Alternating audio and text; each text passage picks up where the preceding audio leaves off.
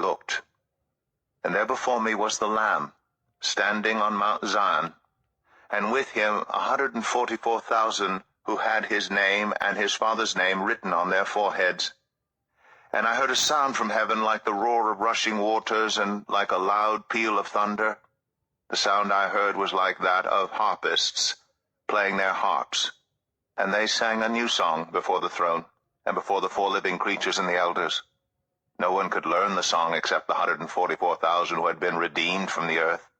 These are those who did not defile themselves with women, for they remained virgins. They follow the Lamb wherever he goes. They were purchased from among mankind and offered as firstfruits to God and the Lamb.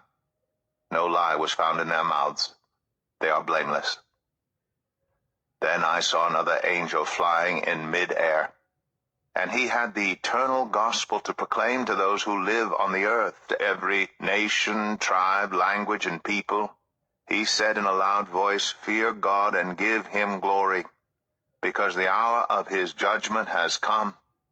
Worship him who made the heavens, the earth, the sea, and the springs of water." A second angel followed and said, "Fallen, fallen is Babylon the Great, which made all the nations drink the maddening wine of her adulteries."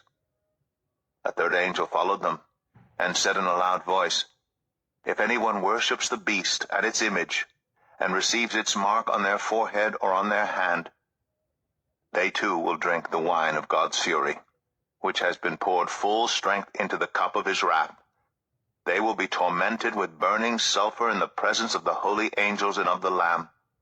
And the smoke of their torment will rise forever and ever. There will be no rest day or night for those who worship the beast and its image, or for anyone who receives the mark of its name. This calls for patient endurance on the part of the people of God who keep his commands and remain faithful to Jesus."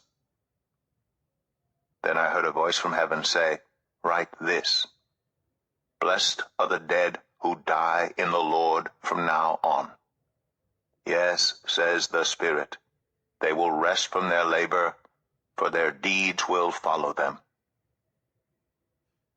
I looked, and there before me was a white cloud, and seated on the cloud was one like a son of man, with a crown of gold on his head and a sharp sickle in his hand.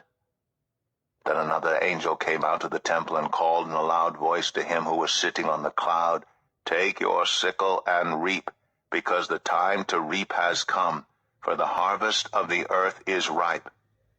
So he who was seated on the cloud swung his sickle over the earth, and the earth was harvested. Another angel came out of the temple in heaven, and he too had a sharp sickle. Still another angel who had charge of the fire came from the altar and called in a loud voice to him who had the sharp sickle, "Take your sharp sickle and gather the clusters of grapes from the earth's vine, because its grapes are ripe." The angel swung his sickle on the earth, gathered its grapes, and threw them into the great winepress of God's wrath. They were trampled in the winepress outside the city, and blood flowed out of the press, rising as high as the horses' bridles, for a distance of 1,600 stadia.